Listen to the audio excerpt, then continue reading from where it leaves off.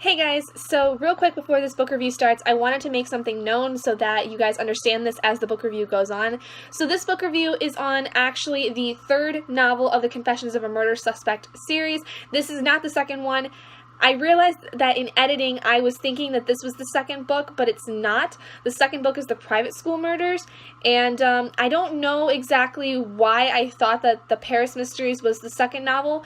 However, as I was editing it and rereading some of the things in the novel, this book honestly could be a standalone novel. There's a lot of context that is built up about certain characters and events that have happened in the past that if you hadn't read the first two books, this would be super easy to read and understand the story because James Patterson created a lot of context for readers who may be just jumping into this series blindly and just finding whatever book it is that they find. Like if they just randomly found this one instead of the first or second one, it would be fine. So keep that in mind as you watch this book review, but I hope you guys do enjoy it because I did have some really good things to say about it other than the fact that, you know, it's easy to kind of jump into as a standalone. But yeah, so hope you guys enjoy and I'll see you in the video. After finding out the truth about her parents' murders, Tandy and her family all rush off to Paris, a safe haven and a place where her grandmother had used to live. While they are in Paris, they find out that they are in line for an inheritance from their grandmother, who was apparently incredibly wealthy. The only thing is, they have to play nice. They have to be on good behavior and they can't cause any problems that would disgrace the family name. While living in the house, Tandy finds many documents sitting in the basement, all labeled with the name Catherine. Catherine was Tandy's older sister who mysteriously died in a motorcycle accident 6 years prior. And there's been no evidence as to exactly how she died, and Tandy starts to wonder if it really was an accident. The mystery continues when Tandy finds a secret room in the attic of the house that is considered off limits to everyone, especially Tandy. On top of all of this, the family is being once again targeted by someone who is wanting to get after something from the family, whether it be money, power, or something completely different. In James Patterson's Confessions, The Paris Mysteries, we once again follow Tandy Angel as she tries to figure out one of the biggest mysteries of her entire life. In the first novel of this series, Confessions of a Teenage Murder Suspect, we followed Tandy as she tried to solve the murder of her parents, who were very wealthy people and were pharmaceutical reps, and who used their pharmaceuticals on their own children in order to increase not only their intellect, but their physical standing and keep them from being emotional.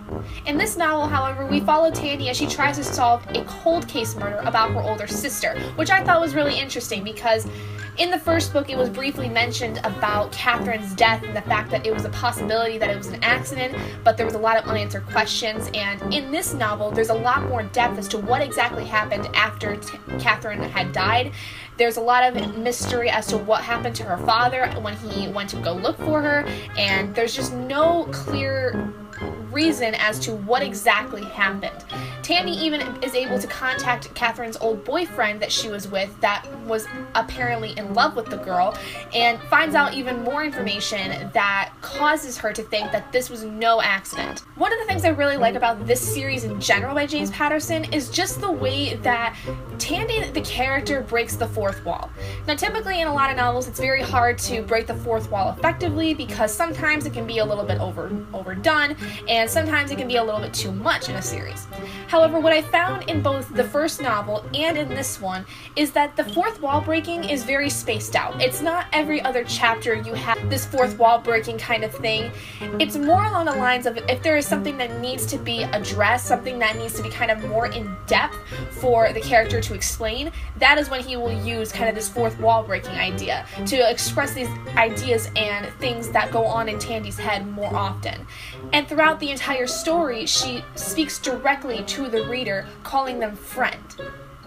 This is an interesting tactic to me because it establishes a relationship between not only the character and the reader, but it establishes the relationship of the involvement in the story. Because she addresses you as friend, it makes you kind of want to read more into the story and be able to try to understand what is going on with her because you feel this connection with her. I found really no major problems with this novel. I really didn't find many problems with the first novel either, but I may be a little biased because James Patterson is one of my favorite authors and it's very rare for me to find any problems with his writing. However, I do really enjoy this series. I think more than the Alex Cross series. Maybe it's because that this is more of a YA kind of mystery, whereas the Alex Cross series is very, very adult. But I think that if you're looking to get into James Patterson at all, this is a great way to start. If you're not really into the sci-fi fantasy kind of side with the Angel Experiment and the Maximum Ride series,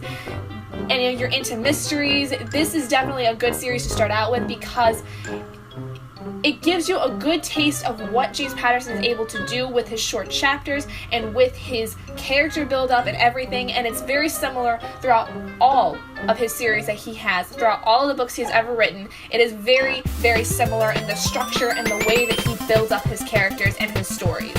So that's really all I have to say about Confessions of the Paris Murders. So if you guys did enjoy this video, please do give it a big thumbs up, and let me know what your guys' opinions are. If you've read the Confessions series, please let me know what you thought. I will just see all of you guys in my next video. Bye, guys!